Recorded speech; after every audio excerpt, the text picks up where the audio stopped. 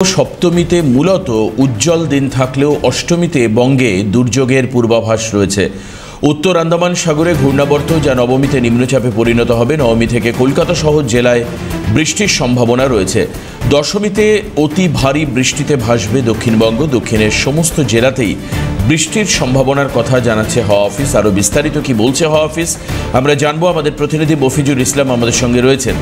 মফিজুল, সপ্তমীতে রৌদ্রোজ্জ্বল আবহাওয়া ছিল এবং রাতের দিকেও বৃষ্টির সেই অর্থে কলকাতায় হয়নি বললেই চলে। দক্ষিণবঙ্গের বিভিন্ন জেলাতেও বৃষ্টি হয়নি, কিন্তু আজ, কাল এবং পরশু আরও পুজোর তিনটি মূল দিন কীরকম যাবে কি বলছে আলিপুর আবহাওয়া অফিস?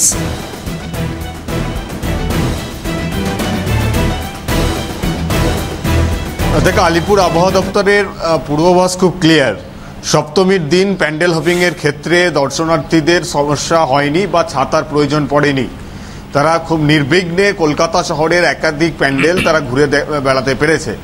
কিন্তু আজকে অষ্টমী থেকে কিন্তু তেমনটা আর থাকছে না। আলিপুর আবহাওয়া দপ্তর তারা পরিষ্কারভাবে তাদের পূর্বাভাসে জানিয়েছে। তার কারণ উত্তর আন্দামান সাগরে আজকেই তৈরি হচ্ছে ঘূর্ণাবর্ত, যা দ্রুত নিম্নচাপ অঞ্চলে পরিণত হবে, যেটা আগামীকালকের মধ্যেই আন্দামান সাগরে নিম্নচাপ অঞ্চলে পরিণত হতে চলেছে। তার প্রভাবেই কিন্তু বৃষ্টিপাতের সম্ভাবনার কথা আলিপুর আবহাওয়া দপ্তর সেটা কিন্তু জানাচ্ছে। আজকে দক্ষিণবঙ্গের সমস্ত জেলাতে না হলেও কয়েকটি জেলাতে বিক্ষিপ্তভাবে হালকা থেকে মাঝারি বৃষ্টিপাত হতে পারে।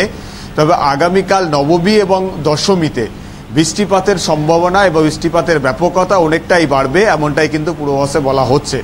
তবে দশমী থেকে একাদশীতে বৃষ্টিপাতের পরিমাণ আরও বাড়বে, এমনটাও কিন্তু জানানো হচ্ছে।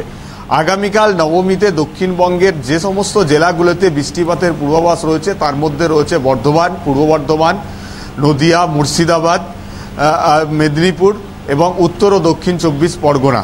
এই জেলাগুলোতে বিক্ষিপ্তভাবে কয়েকটি জেলাতে হালকা থেকে মাঝারি ধরনের বৃষ্টিপাতের কথা অষ্টমীতে বলা হয়েছে। এবং নবমী থেকে দশমীতে বৃষ্টিপাতের পরিমাণ বাড়বে কলকাতা সহ দক্ষিণবঙ্গের উপকূলবর্তী জেলা এবং তার অন্যান্য জেলাগুলোতে। সঙ্গে বজ্রবিদ্যুৎ সহ বৃষ্টিপাতের কথাও বলা হচ্ছে।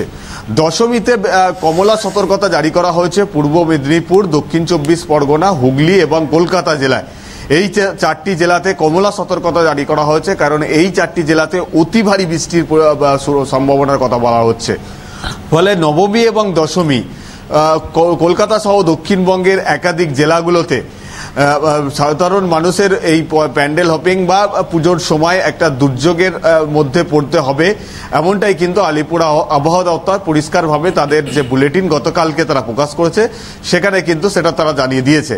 আজকে সকালবেলাতেও আমরা উজ্জ্বলমলে আকাশ শহর কলকাতায় ক্ষেত্রে দেখতে পাচ্ছি, তবে এইটা বেশিক্ষণ পর্যন্ত স্থায়িত্ব হবে না। সেটা কিন্তু বেলা বাড়ার সঙ্গে সঙ্গে আবহাওয়ার একটা পরিবর্তন ঘটবে, এমনটাও কিন্তু আবহাওয়াবিদরা তারা কিন্তু জানাচ্ছে।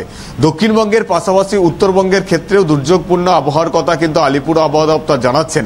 ফলে দশমী নবমী এই দুই দিন প্যান্ডেলে মানুষের দর্শনার্থীদের সংখ্যা অনেকটা বেশি বাড়ে। দশমীর দিন যেহেতু দুপুরের পর থেকে ভাসানের প্রস্তুতি শুরু হয়ে যায় এবং বিশেষ করে যেগুলো বাড়ির পুজো সেগুলো নিরঞ্জন প্রক্রিয়া শুরু হয় গঙ্গার বিভিন্ন ঘাটে ঘাটে। ফলে সেই সময় বৃষ্টি হতে নিরঞ্জন প্রক্রিয়াতেও কিন্তু বেশ কিছুটা ব্যাঘাত সৃষ্টি হবে, ব্যাহত হবে। ফলে বৃষ্টির মধ্যেই গঙ্গার ঘাটগুলোতে হয়তো ভাসান প্রক্রিয়া শুরু হবে। সেক্ষেত্রে কিন্তু প্রশাসনের তরফ থেকেও কড়া পদক্ষেপ তারা নিচ্ছে, যাতে বৃষ্টির মধ্যে ভাসান প্রক্রিয়ার ক্ষেত্রে কোনো রকম সমস্যা তৈরি না হয়। আলিপুর আবহাওয়া দপ্তরের তরফ থেকে প্রশাসনের দৃষ্টি আকর্ষণ করে সে কথাও কিন্তু জানানো হয়েছে। ফলে সব মিলিয়ে গতকালকে দর্শনার্থীদের প্যান্ডেল হপিং হয়তো শান্তিপূর্ণভাবেই তারা করতে পেরেছেন, যেহেতু বৃষ্টি তাদের কাছে খুব একটা বাধা হতে পারেনি। আজকে অষ্টমীর রাত কেমনটা কাটে শহর কলকাতার ক্ষেত্রে, যেহেতু দক্ষিণবঙ্গের অন্যান্য জেলাতে বিক্ষিপ্তভাবে হালকা থেকে মাঝারি বৃষ্টির একটা সতর্কবার্তা রয়েছে। তবে সব থেকে চ্যালেঞ্জিং হতে পারে এই পুজো দেখা বা প্যান্ডেল হপিং করার ক্ষেত্রে আবহাওয়ার সঙ্গে, সেটা হচ্ছে নবমীর দিন থেকে বা নবমীর রাত থেকে। নবমী দশমী যথেষ্টই কিন্তু দুর্যোগপূর্ণ পরিস্থিতি তৈরি হবে রাজ্য জুড়ে। ধন্যবাদ মফিজুল।